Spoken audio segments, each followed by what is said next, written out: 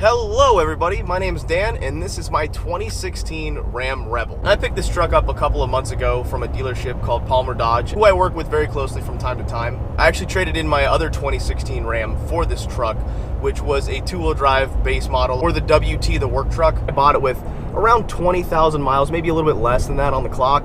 And I've put about 7,000 miles on it in just a few months that I've had it. And this thing has been all over the place. All over Georgia, Florida, North Carolina, Tennessee, Alabama. Had I had it earlier, it would have made a trip to Minnesota and back. So I've got some seat time in it, and I really feel like I can give you guys an honest opinion. Traded it in for this truck because this is the truck I've always wanted. And since buying this truck, I've had an absurd amount of people ask me how I like it. So I figured I'd take you through like a non-biased review. And I say unbiased because I do own the truck, so obviously I'm a little bit biased to why I bought it. But over the years, I've driven a lot of trucks. I used to drive out to Texas very often, at one point almost once a month, and I was always renting trucks for 4 or 5 days at a time so I could bring motorcycles with me and haul other stuff and be comfortable. During this time, I drove Fords, I drove Dodges, Chevys, Nissans, the Tundras. I've driven just about every full-size equivalent truck to this on the market. So I have a very good idea of things that I like and things that I don't like when it comes to a full-size pickup truck.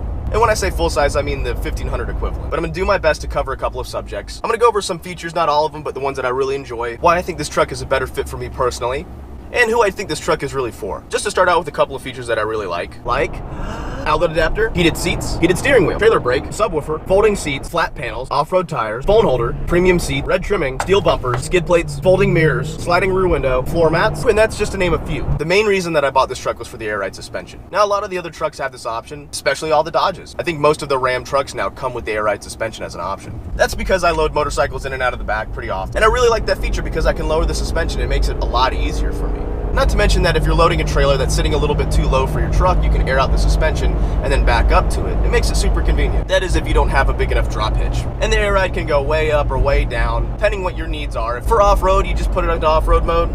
It even has an aero mode, which lowers the truck down a couple of inches to make it more streamlined, and you get slightly better fuel economy. There's about a 2 mile per gallon difference, a 1.5 to 2 mile per gallon. So it could save you a couple bucks down the road. And the Ram Rebel is an off-road truck. That's what they advertise it as, the Rebel. You're supposed to rebel against things and go off-roading. I suppose that's the image that they were trying to sell, which was kind of exactly what I was looking for. They have the Laramie edition now, which is like the super nice $60,000 truck minimum. Has air ride, leather seats, a lot of the same features that this truck has. But I really wanted a truck that I could treat like a truck. Had I spent $60,000 on a truck like the Laramie editions, where it has all the nice walnut and the leather, there'd be no way I could justify taking that thing off-road and getting a bunch of scratches on it. Now, if that was my only vehicle, if I didn't have a car to go hoon around in, if that was my only vehicle, I needed it to be nice, I could 100% justify buying a Laramie edition or something like that. But I wanted a truck that I could treat like a truck. I live in Georgia, so we got nasty red Georgia clay. It just sticks into everything. I don't care if it gets scratches or anything like that because it's a truck, it's not a Lamborghini. I don't know what the price tag on these things new are. I know they're expensive. It's basically their higher end truck with like an off-road package. Some of them come with a big panoramic sunroof now in the new models, and they're beautiful on the inside and the out. It also has four-wheel drive, which I've never said to myself that I've really needed. This was something that the internet was kind of more gung-ho about than I was. Oh, you should have gotten a four-wheel drive truck. Should have been four-wheel drive. Can't believe you'd buy a truck and then not get four-wheel drive. At the time, I didn't need it. And you know what? I still don't need it. I can't think of a situation that I've been in that I think that I would have absolutely needed four-wheel drive. However, I have used it a couple of times. When we went snowboarding a few weeks ago, the roads were covered in ice. I don't think that a two-wheel drive truck would have made that. So it was really nice to have that option. Dragging heavy trailers up dirt roads. It was nice to have that push and pull from the four-wheel drive system, and I'm not sure I would have been able to get up that steep incline without having the front wheels locked. But that's because I put myself in those situations, not because I needed it. Does that make sense? Had I not had a truck with four-wheel drive, we could have easily avoided all of those things. Just don't drive in the ice. Just don't do heavy off-roading trails. It's simple stuff like that, but on the other hand, that's kind of why I'm glad that I got the four-wheel drive, because I can do those things now. So to me, this kind of asks the question, who is this truck really designed for? I think a lot of it falls into people like me. While it's not the long bed, the 5'7" bed holds motorcycles just fine, with the tailgate down anyway. It's got four-wheel drive, so you can take it just about anywhere, and it has a lot of luxury features that I enjoy. I think this truck would make a good ranch truck. Like if you had a farm, and you didn't really necessarily need to tow a bunch of stuff with it, but you needed to get just about anywhere on the farm, or you had a lot of property to explore, something that didn't require a lifted monster truck or a dually, but everything in between, I think that this truck fits that profile very well. A lot of people consider the Ram Rebel a direct comparison to the Ford Raptor, and I have to say probably not, Don't get me wrong, I think the off-road capabilities of the truck are really good. I think the Ford Raptor just has more stigma behind it, you know, more balls. The Ford Raptor is an awesome truck, and I just can't consider this truck a direct comparison because of the suspension that the Raptor has and all the performance that it has behind it. I can't see those two trucks being compared. However, are they that different? No. When the Ram Rebel concept came out, the TRX, that was supercharged and had all these fancy add-ons, that was a custom one-off truck. I think most Dodge owners were pretty stoked. That would be a kick-ass truck. Quite frankly, I'm surprised they haven't put a Hellcat engine in this truck yet. For me, when it came to choosing this truck, I looked at a lot of different things, but the one thing that really kind of sold it for me versus the other trucks were just a few small little quirks and features that I did and did not enjoy about other trucks. And this all comes down to personal choice, right? Ford has one thing that I can't stand about their trucks. That door window thing where they go up and then go down. It's to clearly see the mirror, but I hate that design. It's not comfortable for me. And if it weren't for that, I probably would have bought a Raptor. And that's weird to say that that little thing would persuade me not to buy that truck.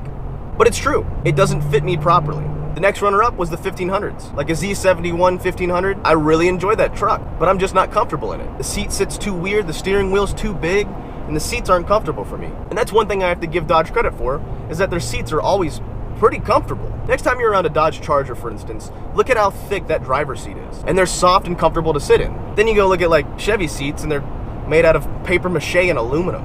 And I don't want to offend my Titan and Tundra viewers by not addressing them, but I've driven the Tundras and the Titans before, and I'm not a fan of either. I'm not a fan of the styling of the Titans, which is a big factor for me. If I'm not attracted to it physically, I'm not going to be attracted to it emotionally. And the Tundras have a really big feel to them. They're just such a big feeling truck on the inside. I feel like you can't park them anywhere. They feel very unwieldy. The one thing I always really enjoyed about the Ram is that you feel about the same size that you are.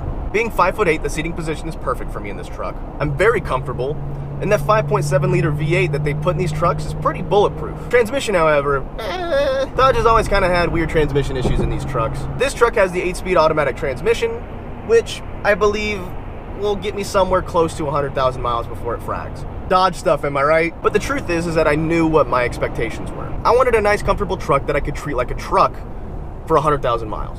So I think if you're in the market for a truck that's nice, still has all the comfortable features that you'd enjoy in almost a luxury truck, but still want to be able to treat it like a truck and do truck-like things, then I think this truck is probably a good fit for you. I think the Raptor for me is pushing just a tad bit too nice to get scratches and dings and dents on. And Chevy notoriously has bad paint. Chevy's paint's usually sprayed pretty thin, and it gets scratches really easily. I've had 3 Chevys now, ask me how I know. And I can't prove this, but I believe that the paint on the Ram Rebels is sprayed thicker than their normal trucks. So I've compared it to Dodge's regular trucks, compared to this one and the newer models, and it seems that they just spray them thicker. Paint's probably a little bit lesser quality, but it does appear to be thicker, and it's holding up very well. I drive through bushes and trees and whatnot, and have honestly put this paint through hell, and there's not a single scratch to be said about it. Whether that be related to the thickness of the paint or the type of paint that they put on this truck, I don't know, but it definitely seems to be holding up quite well. And I will say this, I'm very impressed with the way this truck is handled so far. And I don't want to say that I've abused it, but I've certainly been hard on it. I am hard on trucks. I do some pretty mild off-roading, and just in general kind of use it the way I think that a truck should be used. For a while I was actually going to plan on getting the Power Wagon, which is just essentially a bigger version of the Rebel. It's on a 2500 platform, except it comes with a 6.4 liter V8 gas engine. And the Power Wagon does do better off-road from what I understand. And there were a few things that stopped me from getting it. One of them being that I felt like the 2500 was just too much for what I normally do. I don't really felt like that I needed a 2500. The double cabin here is plenty of room. The bed's big enough for just about everything that I need. And at no point have I felt like I needed more power. It doesn't mean I'm not going to supercharge this thing down the road, because I might. And I do want to point this out about the Power Wagon. This is a 5.7, that comes with the 6.4 liter, and they make almost the same power. I don't understand it, but the Power Wagon only makes a little bit more horsepower and torque than this. Maybe the Power Wagon is just a better platform for certain things. But at the end of the day, I decided that the Rebel was a better fit for me. At the most, I haul motorcycles or small trailers, but I have come close to maxing out this thing's towing capacity. When we hauled Finn's trailer with the Honda Accord in the back, doing the math, it was somewhere around 6,500 pounds, give or take. And at no point did I feel that this thing struggled. But with the added trailer brake, it was almost like I wasn't towing anything at all. So I don't really feel like I'm losing anything by not getting the Power Wagon other than worse gas mileage. So now that we talked about the things that I really like about the truck, I need to talk about some things that I don't like about it, which is not really a whole lot. It's hard to sound unbiased when you're all like, man, this truck is awesome.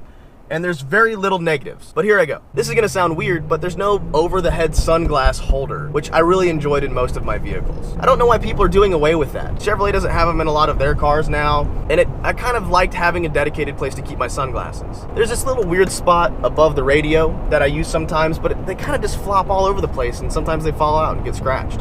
Another thing is that while there is a lot of like center console room, I just can't help but feel like it's not enough. There's no real good place to put certain things, like not a good gun spot. Just struggle to figure out where I want to keep certain things. And the red trim.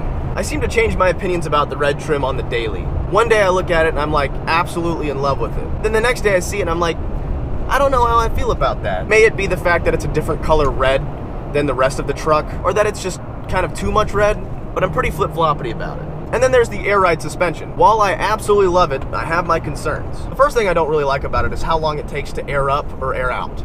I feel like the time on this process should be cut in half. To go from full low to fully inflated takes almost like a full minute to do, and it won't do it with the doors open. Sometimes I'd like to be able to like press the button and then go do other things while it lowers, because it takes forever. But I have to sit there awkwardly like,